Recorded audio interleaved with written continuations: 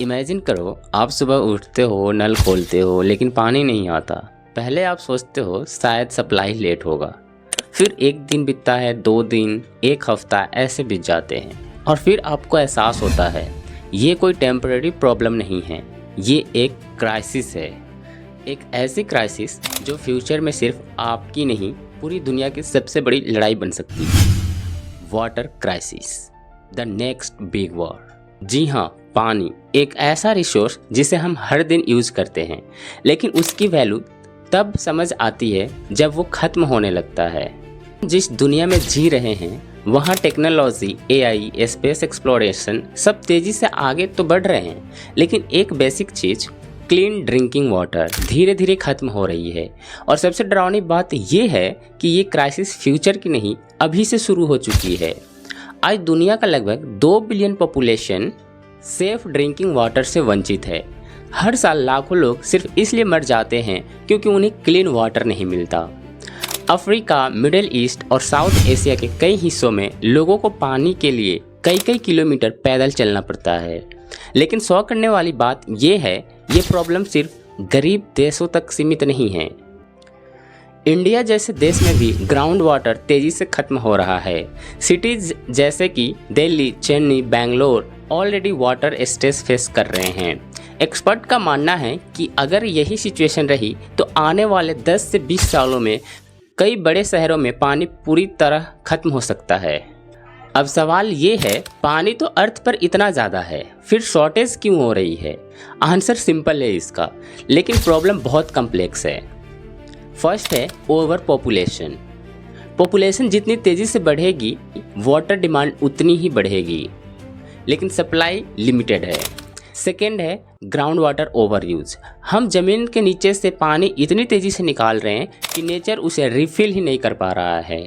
Third है pollution. Industries, chemicals, plastic waste ये सब पानी को कॉन्टेमिनेट कर रहे हैं, जिससे यूजेबल वाटर और कम होता जा रहा है। फोर्थ है क्लाइमेट चेंज। रेनफॉल पैटर्न्स बदल रहे हैं, कहीं फ्लड्स ज़्यादा आ जाते हैं तो कहीं ड्रॉट हो जाती है, यानी कि सूखा पड़ जाता है। मतलब पानी अनइवन तरीके से डिस्ट्रीब्यूट हो रहा है। हिस्ट्री में हमने देखा है लड़ाइयाँ ऑयल के लिए हुई है, गोल्ड के लिए हुई है, लैंड के लिए भी हुई है, लेकिन फ्यूचर में वॉर्स पानी के लिए हो सकती है। आज भी कई कंट्रीज़ के बीच वाटर डिस्प्यूट्स चल रहे हैं। एग्जाम्पल के तौर पे लिया जाए तो रिवर शेयर करने को लेकर कंट्रीज में टेंशन, डैम्स बनाने को लेकर कन्फ्लिक्ट, पानी को कंट्रोल करने की पॉलिटिक्स। जिस कंट्री के पास पानी होगा वही पावरफुल होगी, और जहाँ पानी नहीं होगा वहाँ सर्वाइवल मुश्किल हो जाएगा। 2018 में साउथ अफ्रीका का केप टाउन डे 0 के करीब पहुँच गया था। डे 0 आखिर इसका मतलब क्या है? वो दिन जब सिटी में पानी पूरी तरह ख़त्म हो जाता है, लोगों को रेशियो में पानी दिया जाता है, पुलिस सिक्योरिटी में वाटर डिस्ट्रीब्यूशन हो रहा था। अब इमेजिन करो अगर ऐसा आपके शहर में हो जाए तो। ये सिचुएशन इंडिया में चेन्नई ऑलरेडी 2019 में सेवर वाटर क्राइसिस फेस कर चुका है। लेक्स सूख गए थे, टैंक्स खाली हो गए थे और लोगों को पानी के लिए लाइन में खड़ा रहना पड़ता था। ये कोई मूवी नहीं है, ये रियलिटी है।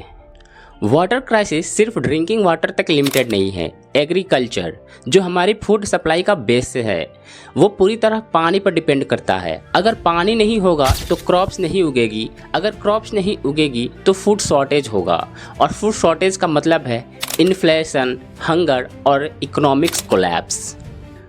मतलब एक सिंपल रिसोर्स की कमी पूरी इकोनॉमी को हिला सकती है।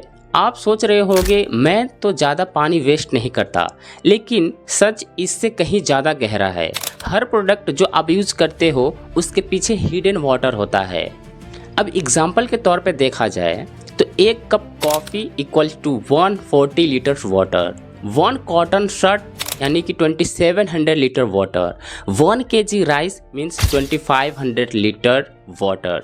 इसे कहते हैं वर्चुअल वाटर। मतलब हम इनडायरेक्टली हर दिन हजारों लीटर पानी यूज कर रहे हैं बिना रियलाइज किए।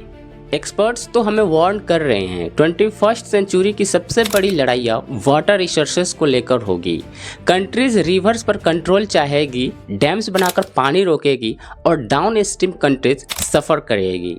इससे कन्फ्लिक्ट बढ़ेंगे, पॉलिटिकल टेंशन बढ़ेगी और वर्स्ट केस में वॉर्स भी हो सकता है।